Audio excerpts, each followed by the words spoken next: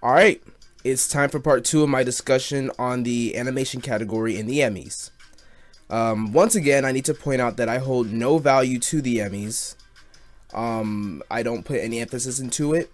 The Emmy people will decide whatever they want to win, and whether or not that's good may or may not have anything to do with it. So, what you gonna do?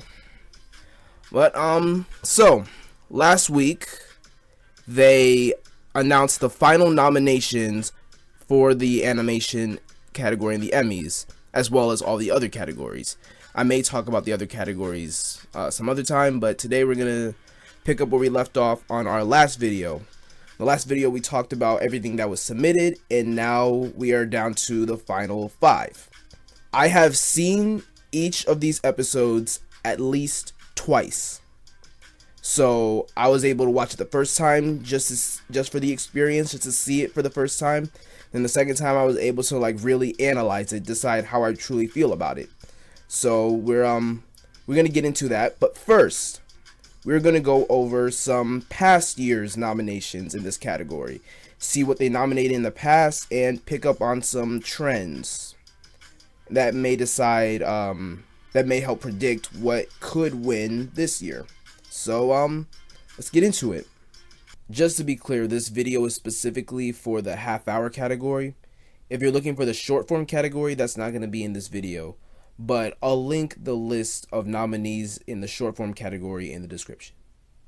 All right, so here are the nominees. As you might have guessed, the episodes that are listed at the top and are in gold are the ones that won that particular year.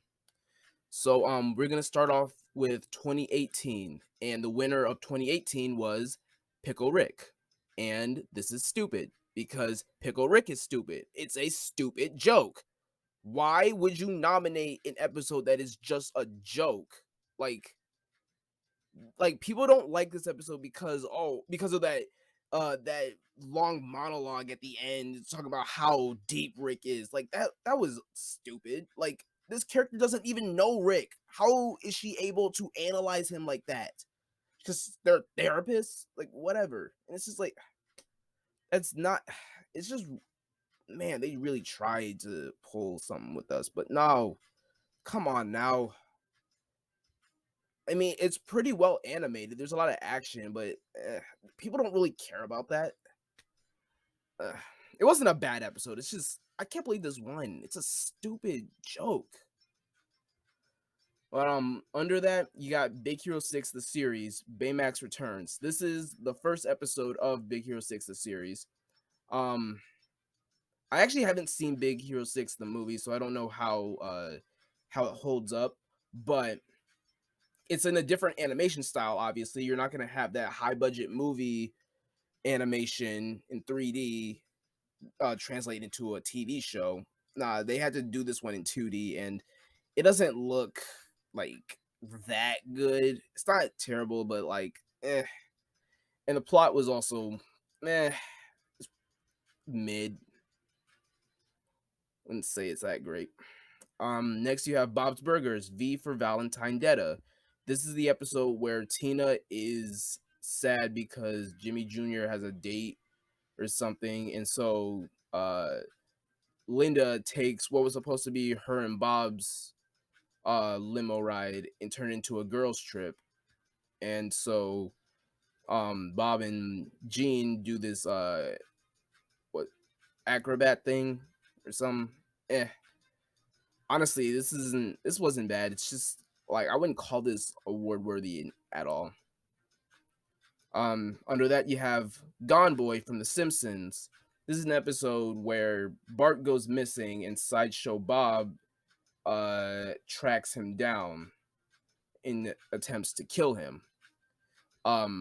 What's kind of cool about this episode is that Sideshow Bob is kind of like this Grinch type character. You see, this episode had a Christmas opening, but other than that, it really had nothing else to do with Christmas apart from the fact that there was like snow on the ground.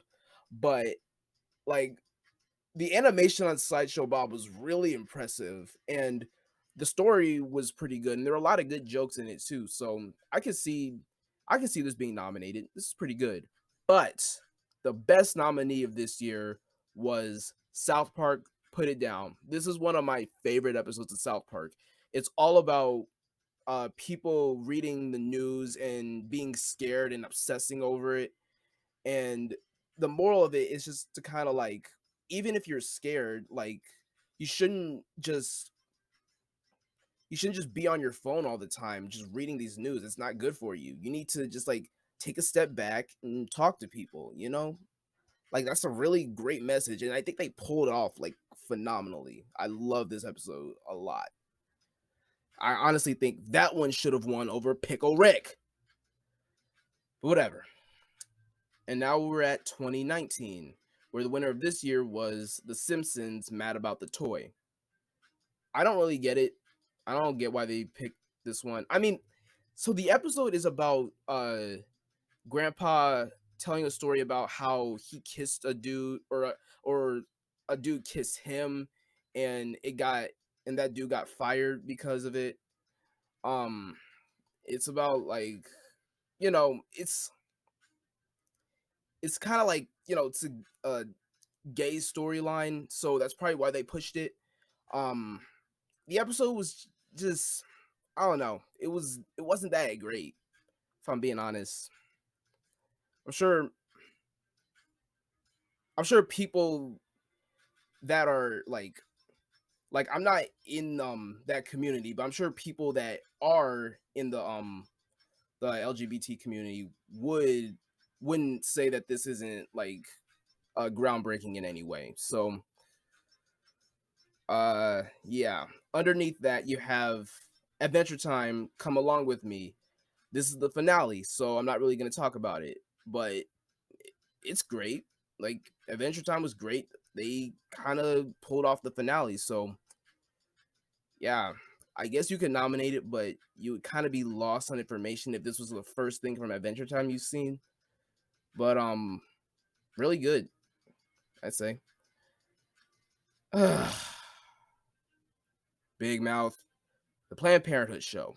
Look, Big Mouth tries. It really does. It tries to do good. It tries to teach people things, and that much is respectable. But it's just not good. Like it is just so graphic. Like, why are you showing me these characters' genitals? Like, they're kids. Like, this is ugh. You can do whatever you're trying to do without doing it like this. Like, why? Ugh. And this episode is about all the different ways that Planned Parenthood can help people. And once again, that's great, but it's just not like it's just Big Mouth. Just I wouldn't nominate it. All right, next we have Bob's Burgers with Just One of the Boys for Now. For now, this episode, Tina tries to sneak into the Boys for Now audition by pretending to be a boy so that she can meet boys. And yeah, and it's also a musical. It's all right. They probably nominated it because it's a musical. So off the top of my head, I can't really like remember the songs, but Bob's Burgers typically does have good songs. So eh, maybe deserves it, maybe doesn't. I don't know. But you want to know what really deserves it? BoJack Horseman Free Churro, one of the best episodes of one of the best shows ever.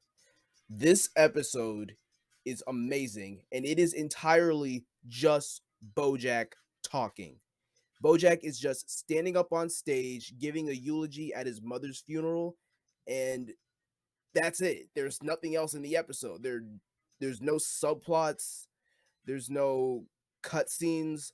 There's just like it's just it's just this one thing. It's just one thing the entire time, and it's amazing how this one character can just carry an entire episode. It's amazing, and it's such a roller coaster of emotions because his mother wasn't a great person to him or in general, and it's just like he's still just not like happy that she's gone. He's still trying to figure out exactly how he feels about it. And it's just like it's really sad and it's surprisingly funny too. It's a really funny episode. Like he pulls out so many jokes. Like the episode just constantly goes back and forth between being funny and sad. And it's just like, man, man, this episode should have won. Why did they not pick this one? See, this is why I say the Emmys don't mean shit. They they they completely let Free Churros slide. Like they should have. This should have won. This is but don't worry, this isn't the only time BoJack got snubbed. Which brings us to 2020. The winner of this year was the Vat of Acid episode, and honestly, I gotta say, this was a really good episode. Like, I like this a lot. It's about Rick creating this vat of acid so that he can hide from gangsters in it, and it's like, and Rick and Morty is just kind of making fun of how stupid an idea that is, and Rick doesn't appreciate that, and so Morty challenges him to make a time rewind device so that he can go back and do things like in the finale of Futurama. But Rick makes this device, but it's not exactly like, oh, you're just going back to do things. He's actually traveling through dimensions, hopping realities, and every single time he does that, he kills the Morty that already exists in that reality so that he can take his place. And Morty is just like traumatized. He's just like, what the? And so what happens is they have to merge the realities so that only one Morty did it. But then all these things that Morty did come back to haunt him. And so the only way to do it is to hide in the vat of acid. Like, man, just came in full circle. Like, amazing episode. And there's a portion of it where there's no talking, so it's all like visual storytelling. I love it. Like, this is a really good episode. Honestly, this deserves the Emmy, but it's not my favorite nominee, and I'll get to that in a second. But I'll tell you what was absolutely not my favorite nominee: Big Mouth, Disclosure, the movie, the musical. Why did you nominate this? Like, at least the Planned Parenthood show, like, is trying to teach you something. This episode doesn't do any of that. It's just like Big Mouth is not an Emmy-worthy show on average. So it's not like, oh, you just pick any episode. No, if you're gonna pick Big Mouth, Big Mouth has to do something that deserves it. And Disclosure, the movie, the musical, does nothing to deserve it. So no, do not. Oh, they should not have nominated this. Bob's Burgers, Pig Trouble, and Little Tina. Why are all these episodes about Tina? Like, and I listed off 3, but there are much more of these. It's just like they really like using Tina. At least they like submitting episodes that are about Tina. And by the way, the episode that was nominated this year is also about Tina. So man, why do they like using Tina so much? But this episode actually was pretty good. It's about Tina having to dissect a pig and then feeling guilty about it. And this like ghost pig is haunting her in her dreams, and like it's not bad, I gotta say. And then we got BoJack Horseman, The View from Halfway Down, one of the best things ever. Unfortunately, I can't talk about it because it's not the finale, but it's the episode right before the finale. And this is the episode where like the big thing happens, and it's just like, man, I can't. I really want to talk about it, but I can't. I'd essentially spoil the whole show. But like you gotta see this. Obviously, you have to see the whole show first, but like, yeah, check this out. I'm serious. It is just one of the greatest things ever. I'm not upset that Rick and Morty won, but I really would have wanted The View from Halfway Down to win. But yeah. And lastly, we got The Simpsons Thanksgiving of Horror. It's just Treehouse of Horror, but with Thanksgiving. That's the only real difference. Instead of horror themed skits, it's Thanksgiving themed. Although technically, I guess it is kind of like Thanksgiving horror something. But yeah. And now for last year's 2021, the winner was excuse me. The winner was Jenny Tarkovsky's Primal with the episode Plague of Madness.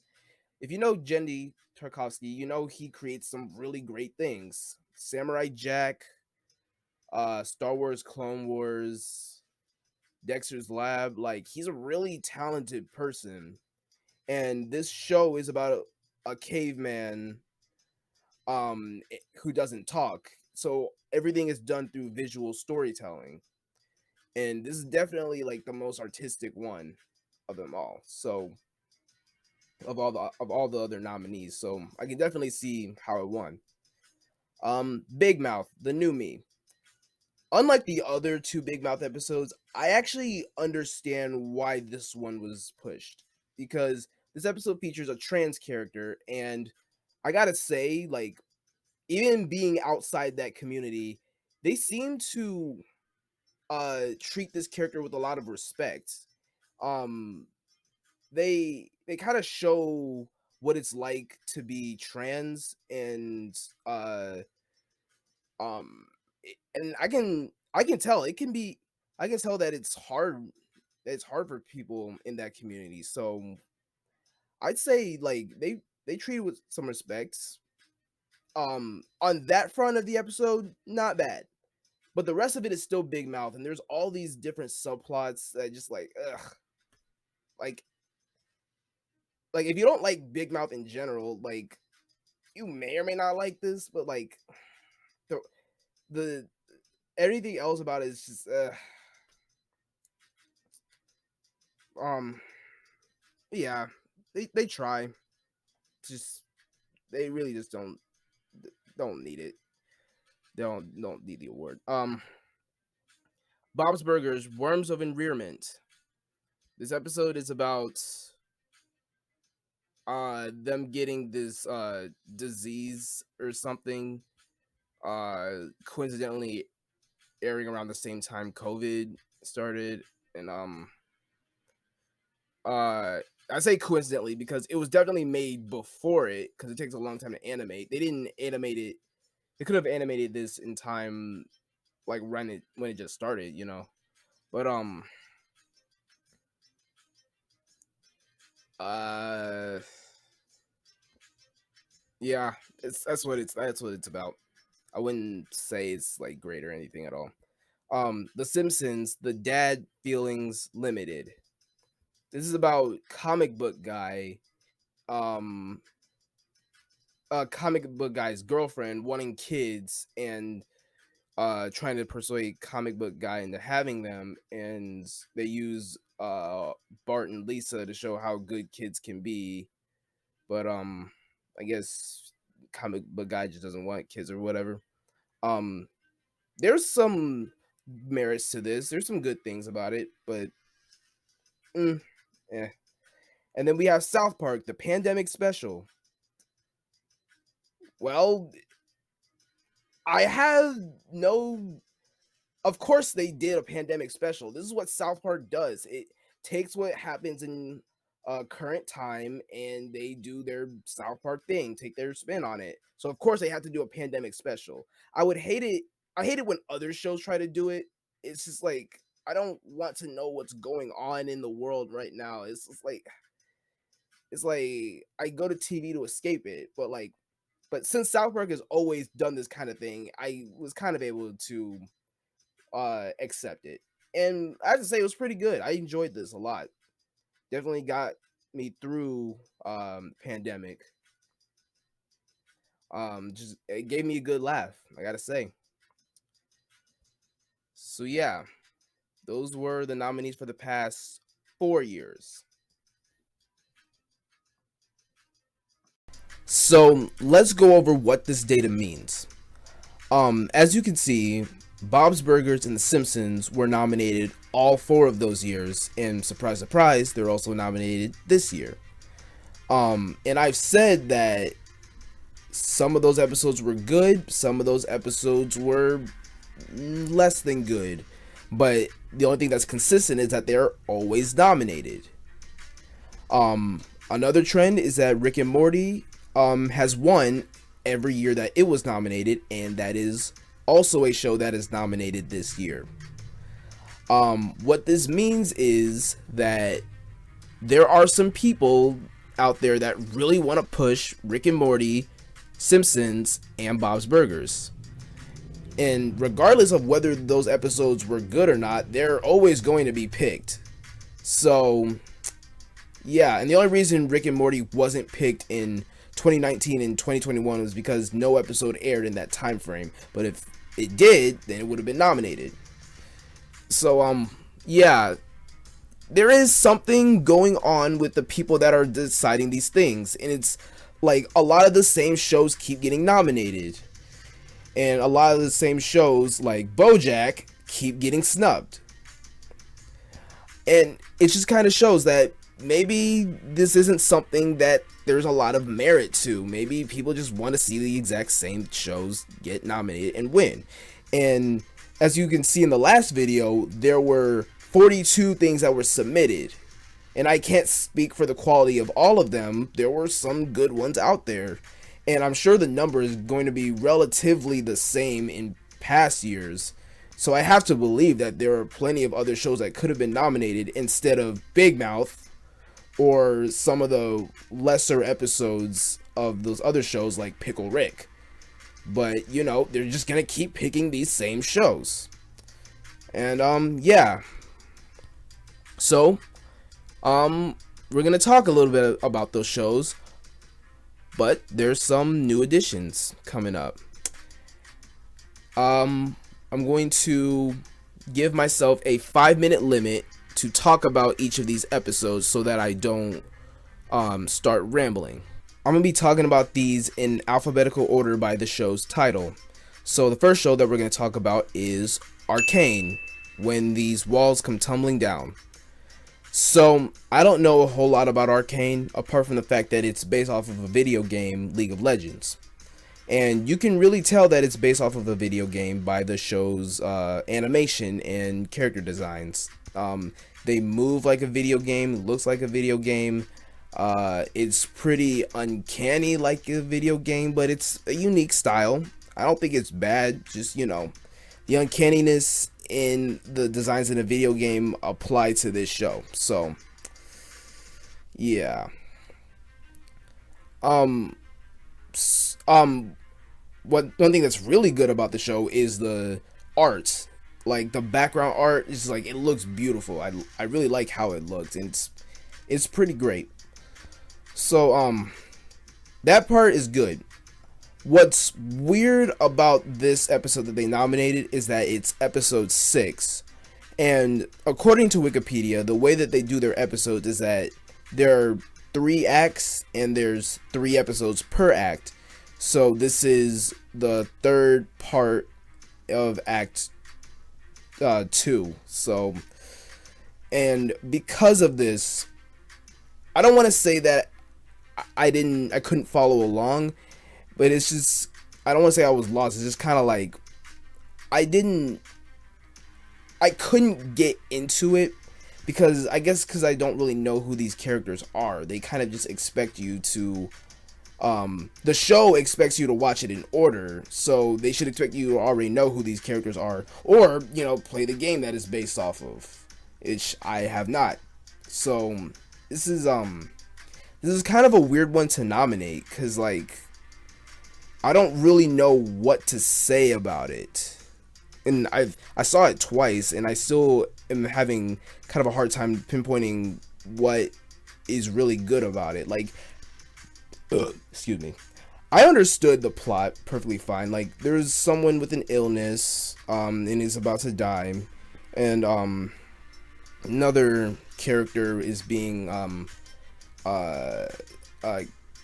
killed, being attempted to get killed. But yeah, I don't really know like any of the characters' names apart from like Jinx. But yeah, that's weird. I kind of need to watch more of this show. Like the way that the Emmys work is that they only submit one episode. They expect you to only see the one. They don't expect you to see the whole show. You have to watch just this one episode for the submission. But if you haven't seen the rest of this show specifically, then how are you going to really understand Act 2, Episode 3? You know? Yeah, that's weird. But yeah. But maybe if I watch a little bit more of this show, I can kind of figure out my opinion on this. But for now, a little out of my element, you know. All right, so I have a minute to spare, but I'm kind of done with this one. Turn off that alarm, start a new one. Next we got Bob's Burgers, Some Like It Bot, Part 1, 8th Grade Runner. So this is a two-parter, but only Part 1 was nominated, which is weird, because I'm pretty sure you're allowed to nominate both parts of a two-parter, because although it's a half-hour category, it's allowed to be longer than a half hour, because the pandemic special was nominated last year. So, yeah, this episode is about Tina getting embarrassed at school because of her shirt, and after this, she writes this fiction story that it's supposed to be a parody of Blade Runner with a little bit of Terminator mixed into it. But yeah, it's a unique style. It's a different kind of episode. That's probably why it was nominated, because it's different from the typical Bob's Burgers episode. Because here's the thing about Bob's Burgers. I don't think it's a bad show. I like it. It's just like, it's just really simple, you know? It's just simple family fun. There's nothing wrong with that. But like, when you put it up against like how great can animation be? When you think about all those other great cartoons out there, Avatar, BoJack, Teen Titans, Rick and Morty, like Bob's Burgers doesn't really compare to them. Like, how can Bob's Burgers compete with those kind of shows? The answer is that it can't, and that it doesn't have to. You know, it's a perfectly fine show for what it is. It's just that, like, it's not really an Emmy-winning show. Well, it is an Emmy-winning show, because it has won in this category in past years. But, like, you know, it's just like, when you compare it to what animation could be, Bob's Burgers doesn't really do anything new or different. It doesn't live up to those standards of those other shows. It just kind of is what it is. So it's weird to put it in a category for, you know, the best of animation. But hey, like I said, Bob's Burgers has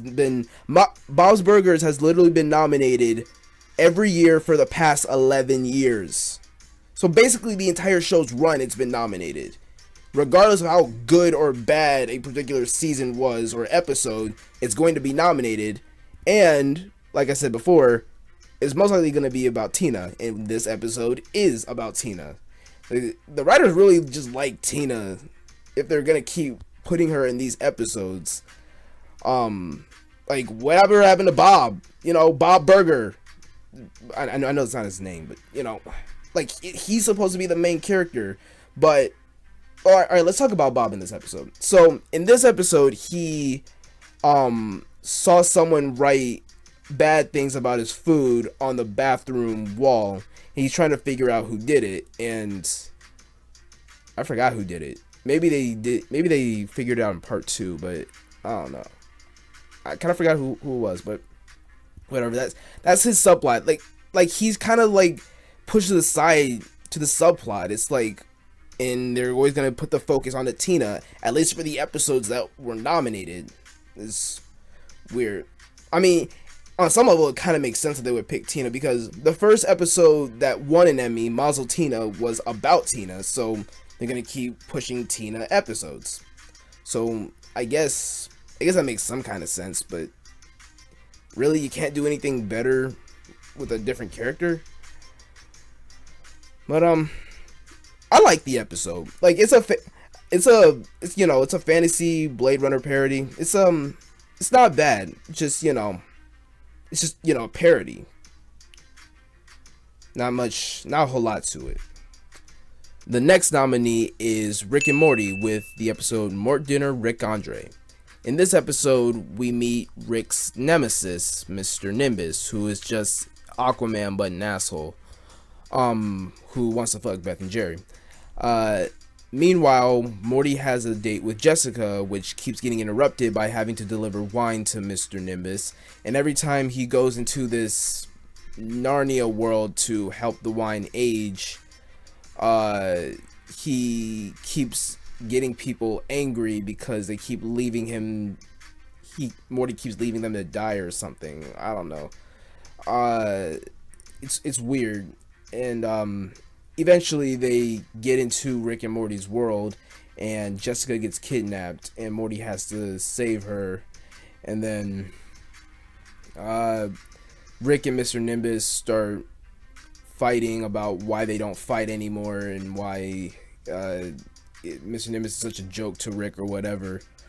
And then Mr. Nimbus brings up Diane, which is strange because this has not been brought up since the Rick Shank redemption, which is, it was just, a joke. It was a fabricated origin story, but apparently that much was real. So they save Jessica. Jessica decides to just be friends with Morty because she becomes a time god, and she realizes that there's more to her story than just being Morty's object of affection or whatever. And so in the end, Rick gets arrested because Mr. Nimbus controls the police or some shit. This episode was weird. This whole season of Rick and Morty was weird. I don't know which episode I would have picked from this season, but I don't know if I'd pick this one. If I had to pick one episode from this season, I'd probably pick the one with Bird Person. The one where Rick tries to fix Bird Person. Like, that was a great episode. That probably would have been my pick, but they went with this one. So this is pretty weird. Dan Harmon must really like the movie My Dinner with Andre, because he did a parody of this in his other show, Community. I kind of like that episode more than the Rick and Morty one, but I'd rather watch the Rick and Morty one more than actually watching My Dinner with Andre, because that episode is that movie is entirely just two characters having a conversation at a restaurant, and they were saying some interesting things, but it just couldn't hold my attention. I just kind of got bored with it. Like, I catch parts of it, and then do something, fight, do something. I don't know, but although this episode isn't really like My Dinner with Andre beyond the title, it's more of a Narnia thing, which I haven't seen. But apparently the episode is saying that it is kind of like that. But yeah. Excuse me. That was my impression of Rick. Weird episode. Weird choice. But not bad. I quite enjoyed it. And it's as well animated as any other Rick and Morty episode is. So it has that going for it. I guess you could pick any episode of Rick and Morty if you're gonna go for the animation, but if you're gonna go for more content, there were better episodes this season that you could have chosen, although not a lot. Let's see, I got a minute to spare, but I'm done with this. Next, we have The Simpsons with the episode Pixelated and Afraid. In this episode, Lisa wants Homer and Marge to go on a romantic trip to rekindle their love. But the thing is, as far as this episode goes, at least, there's nothing wrong with their marriage. They are enjoying each other's company just by the comfort of their own home. But Lisa just has this like notion that romance is supposed to be like big gestures and trips and all these different things. But Homer and Marge are perfectly content with who each other are, and they really do enjoy each other's company. But they decide to go on this trip, and then as they're on their way going, they decide, yeah, I don't want to go on this trip anymore. So they turn around, but they get lost, and they crash the car or some shit. And then they have to basically burn their clothes, I think, to survive, and that's why they're pixelated and afraid, because it's supposed to be a parody of Naked and Afraid, but we don't see they're pixelated, so that's why. But in doing so, in getting lost on this trip, we get to see just how much Homer and Marge like truly care for each other and truly love each other and actually genuinely care for each other, because I repeated myself there, but there are a lot of Simpsons episodes where you kind of wonder, why are they still married? Like, there's no romance or whatever. But this is a kind of episode that reminds you that love isn't always about what you're doing with someone, but like, if you could do anything in the world, who would you do it with? And it's this one specific person, where whether you are doing this very fancy trip or getting lost in the woods or just being at home, it's true love, whether you're in the doing this great thing or not. It's all depends on who you're doing it with. There's no one I would rather be doing this thing than with you. And that's what's so great about the episode. It's just enjoying the ride of Homer and Marge, and it's a really sweet episode, surprisingly. Like, The Simpsons is over 30 years old, and they can kind of put out some really good gems. It's a really good episode. I really enjoyed this a lot, and it was pretty funny too. Simpsons is a comedy, got some good jokes. Can't think of one off the top of my head. The iPhone 6 burning, that was funny. But yeah, sweet. I like this. And hold on, let me restart the timer. I didn't need as much time as I thought I did. But the last nominee is the What If series. What if Doctor Strange lost his heart instead of his hands? When I read that title, I was kind of confused on what they meant by lose his heart. But then I watched it and I was like, oh, by heart, they meant his loved one. And his loved one, in this case, Christine Palmer. And yeah, of the nominees, this one was probably my favorite. I'm not even a huge like Marvel guy, but I was really invested in this. Basically, the car crash that originally killed Doctor Strange, or no, not killed, but the car crash that made Doctor Strange lose his hands. Instead, he didn't lose his hands, but it killed Christine, and so he's been distraught, and to find answers, he went to discover time travel, trying to go back to that point where Christine died and trying to change it so that it doesn't happen. Unfortunately for him, this is what's called an absolute point in time, and so no matter no matter what he changes about a timeline, because he does all these different things. He avoids a car that crashes into them. He goes a different route. He completely avoids her entirely. But no matter what, Christine Palmer will die. And it has to be that way, or else Doctor Strange will never be the person that he is. And more importantly than that, it'll destroy the fabric of time.